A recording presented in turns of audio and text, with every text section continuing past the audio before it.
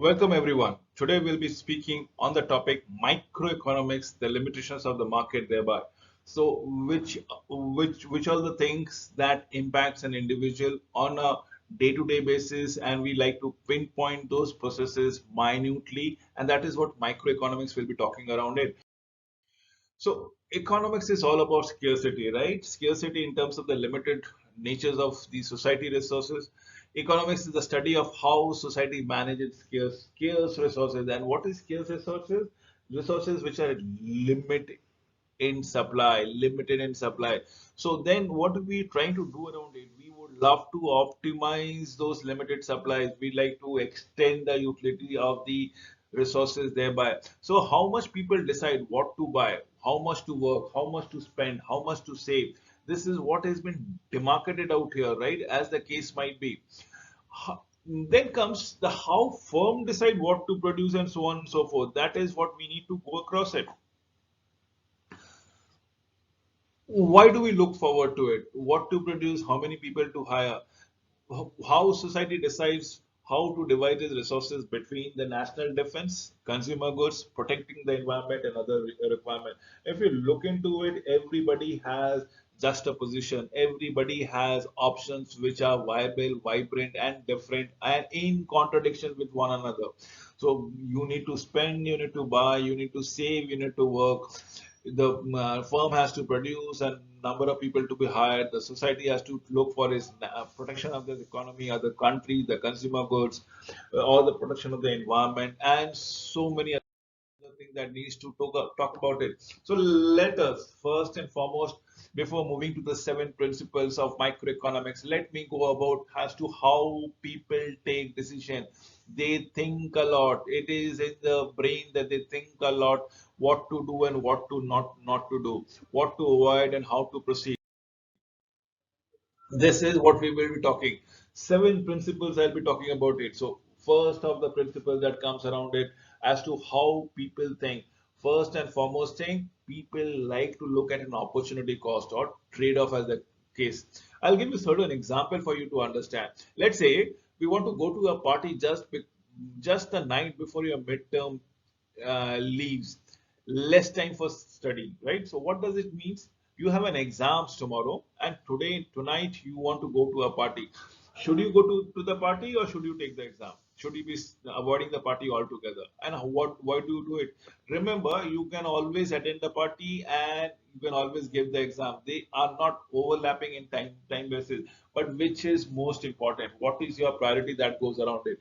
The people have those trade-off. Let's say having more money to buy stuff requires working longer hours, which leave less time for leisures. Again, another things. So it is a classic example when people are working more, laboring hard, earning more. But what happens is those hard-earned money they have less time to spend upon. This is what as the dilemma that comes around it. Let me give you another example for you to understand. Should we be protective about the environment because that requires resources, or should we go ahead with the consumer goods? Now, this is a classic example that goes around it. Should I be using killing animals and utilizing their leather for my usage, for my accessories, or should I protect the animals and do away with my flashy lifestyle or the taste that comes around it? So these are the questions that the people have to ask for themselves and come to a decision as on when on basis. So society face off has very many parameters. One is that of efficiency vis-a-vis equity. Now, what are we looking into it? Are we looking towards quality or probably the efficiency as the case might be? Efficiency is when the society gets the most from its resources. This is what we are looking for it. Absolutely, the society gets the most from its resources, get an optimum utilizations. Equality is when these resources, when this prosperity, when this whatever you have been accruing upon it, will you be distributing it equally across the society member? So that means I earn a lot and probably I divide my wealth across my family members. Is it prudent? Or since I earn a lot and I should utilize those money hard earned by me for my benefit only. Is that efficiency? You need to tell me which is the right thing as far as efficiency and equality is concerned. Now that is where trade-off comes in. To achieve greater equality, could redistribute income from wealthy to poor, but this may reduce the incentive to work and produce, shrink the size of economic pie as the case might be. I only work and the whole family has been taking care of me. That means they are being promoted to be lethargic, lazy, and they will not make any effort to earn more. Is that good enough? And in fact, if that is good, probably there would be a time when I would be probably burnt out, right? And I will give it up. Let's say frustration, let's say ego, let's say physical ambiguities, whatever the reasons are of. The moment I stop earning, it doesn't. It means it is going to suffer. The whole family is going to suffer all by around it. So you need to tell me which is most important, efficiency or quality. Let me take you to the principle number two. The cost of something is what you give up to get it. So something that you give up to get it is what the cost of something is all about it. So making decisions requiring comparing the cost and benefits of the alternative choices, as in the opportunity cost. Probably all of you are watching this particular video. You could have done something else also, right? So why are you picking up this particular things or watching this video? Probably to learn something, and this learning, this knowledge is going to be benefited from to you in a longer period of time. This opportunity cost of any item, whenever we must be given up to obtain it, it is the relevant cost of making decisions. This is what we are talking about it. Should I watch this video or should I do something else, or should I take care of my family? Should I have spend time on leisure activities? Which is more beneficial? That is what comes around it. Which of the doors that you want to take? It might be A or it might be B. So, how do I give you an example? Let's say going to a college for a year is not just about tuition, books, fees, but also probably for one particular year you will not be earning any salaries, any wages, any incentive. So you are not earning. On the contrary, you are spending money on your tuition, books, and fees. So does it make prudent decisions to attend colleges? Let's say another example, seeing a movie is not just the price of the ticket, but the value of the time you're going to spend in the theater. For next 2 hours, are you going to do something constructive? Or could you do much something constructive? Or is it better that you watch that movie in the hall as such? So these are the opportunity cost that comes around it. Let us witness the principle number three. Rational people think at the margin. Now, what are we looking at it is to systematically and purposely do the best that they can do to achieve the objectives as on when on basis. Make decisions to evaluate cost and benefit of the marginal changes. Incremental adjustment to an existing plan as the case might be. This is what we are looking for it. The benefits of the marginal changes is the incremental adjustment, the incremental changes that comes around it.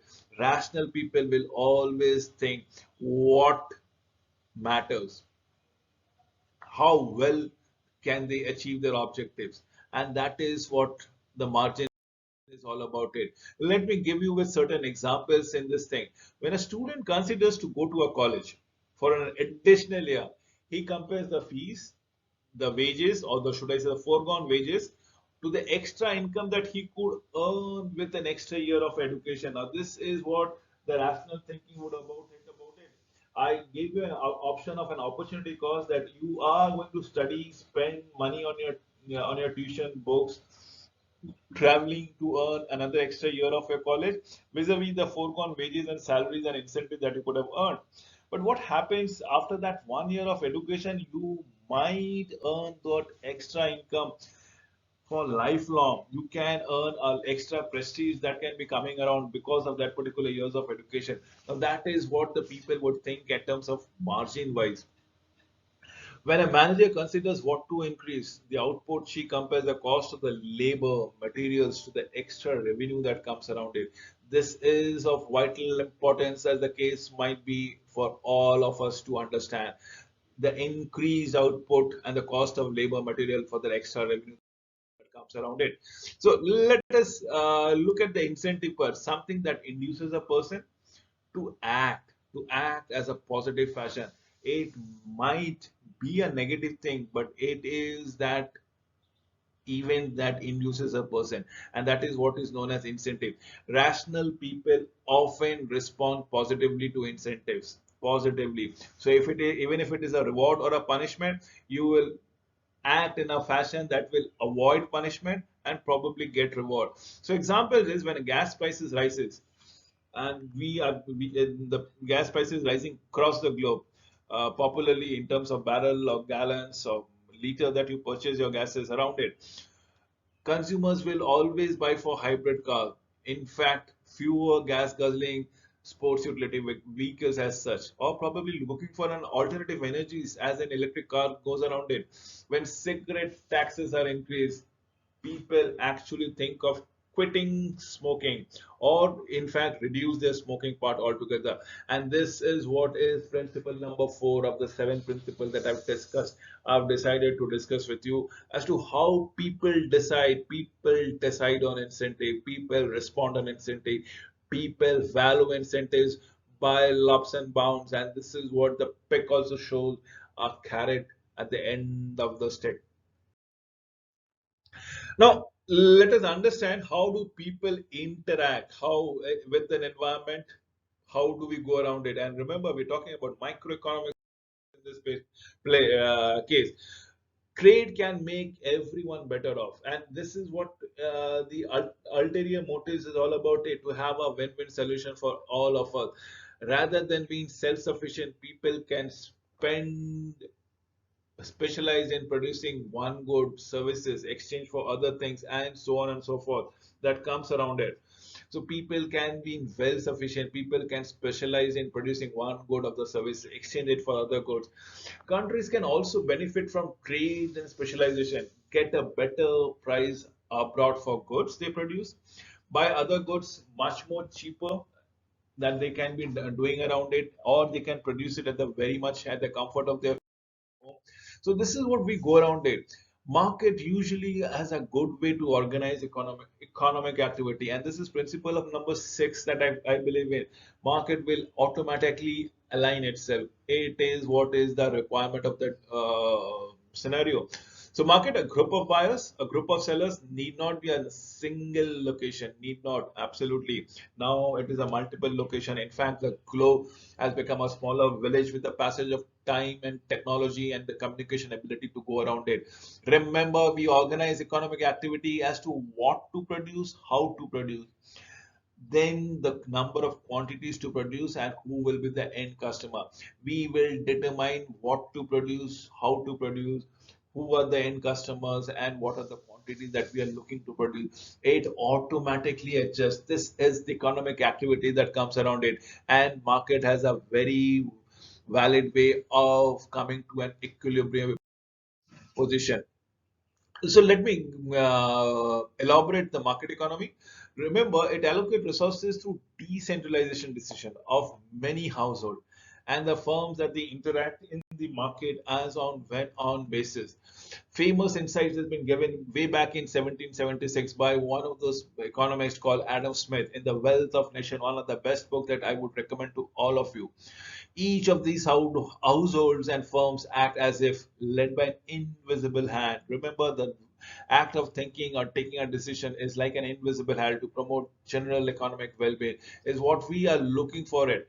As in Adam Smith would be trying to tell it to you, each of these households act as if led by an invisible hand to promote general economic well-being of all person in totality. Irrespective of where you are watching this particular video from, you are going to utilize the principles to your betterment. So market are usually a good way to organize economy, definitely yes. The invisible hand, let's say, when they how do they work in the price system? It's the interaction between the buyers and the sellers who determines the price. Almost everywhere it's a bargaining price altogether, and beyond a point, either of the sellers or the buyers will not budge, and that price is your break-even point for every one of them. Each price reflects the goods value to the buyers and the cost of producing the goods to the seller. Prices guide self-interest households and firms to make decisions in most of the cases to maximize the society's well-being, and that is what we are looking forward to it, as in what markets are usually good for. So let us understand the property rights, market failures, why when a market fails to allocate society resources as effectively as the reasons are, and there might be various causes, be it the market power or the externalities, when the production of the consumers of a good affect the bystanders of the pollution, as the case might be. In such cases, remember, in such cases, we are looking to promote nothing but efficiency and not equality. It's a single buyer. Market power is all about the power of buyer or power of seller with the substantial equipment that comes around it. And this is what can intrigue a government to intervene. Government can sometimes, and most of the time, it should intervene and improve the market outcomes. So let us understand the principles. The seven principles have completed. Now let us look as an economist what we are looking into it. What are the roles that can be playing? As that of a scientist, definitely yes, and as that of an advisor in the sense of policy advisor to the government as to what is to be done and how it is to be done. As a scientist, economist tries to explain the world what happened and why did it happen. Policy advisor is to determine what is to be done and how could I improve it altogether.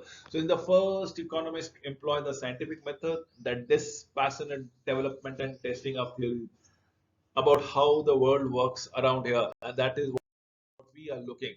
Now, there are few assumptions, there are few models that comes around it. The assumption is never make them. Please, please, please avoid making assumption, because reality is far moved from that and far removed and away from it. It might be at times much worse. Assumptions are simplifying complex world absolutely in a layman's language, probably which is not true.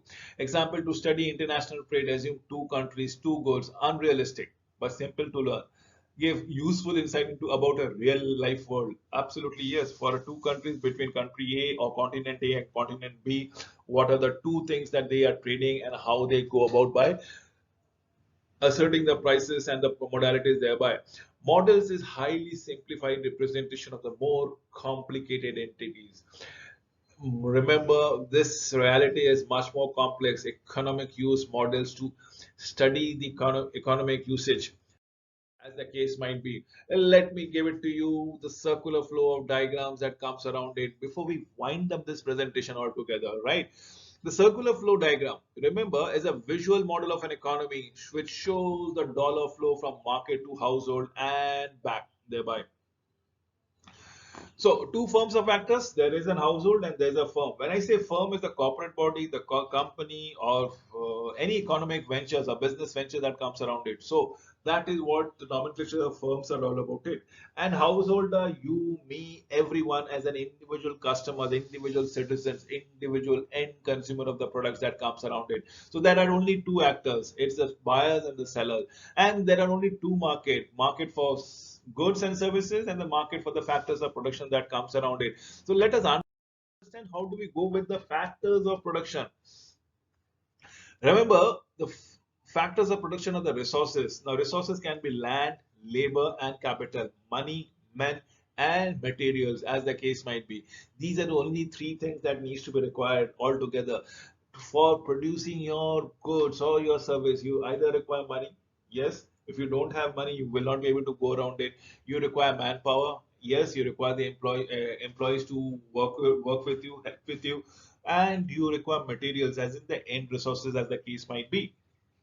And that is what we are looking into it. So yes, the pic shows the factors of production, and I have shown the pic of a farmland that comes around it: men, money, and manpower, materials.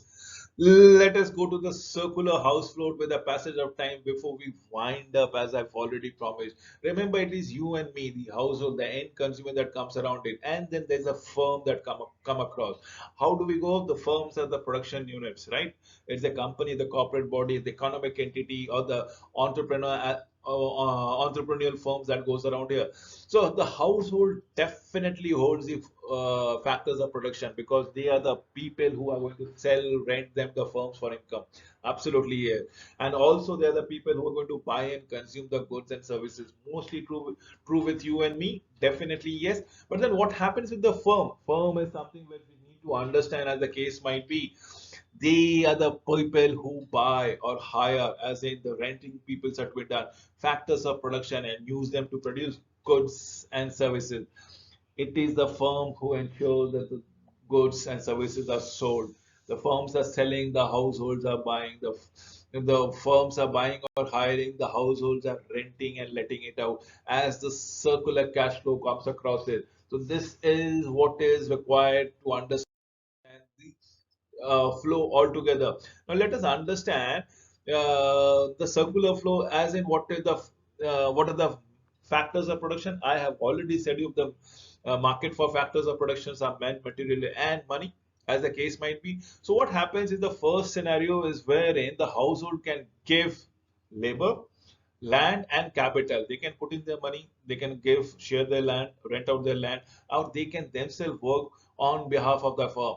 And the firms are also looking for the similar things, right? They either have the money, they don't have the land or the labor. They might have the land but do not have the labor and the capital. And this is what the households are going to give around it. In return, what the firm gives? The firm will give wages, rent, and profit. Definitely, if you are giving capital, they will give you profit. If you are giving land, they will give you rent. If you're giving your labor, they will give you wages, and that is nothing but income to the household. I hope this is very clear with all of you. This, remember, is the last slide for the presentation. So then the markets are factors of production has been done. Now let's say markets for the goods and the service that has been produced because of this economic activity. So households are now going to the market and purchasing the goods and services. So they are spending. Money has flown in, as in the form of income. Now they are making an expenditure. Whatever been spent on the goods and services are coming as a revenue to the firm, as the case might be. In return, what does the firm do? The firms are selling the goods, and the goods have been bought by the household. With this is the complete circular flow of the microeconomics, the factors of production thereby. With this, I come to an end of this presentation. I hope all of you have understood minutely as to what microeconomics is all about it. Thank you for watching this video.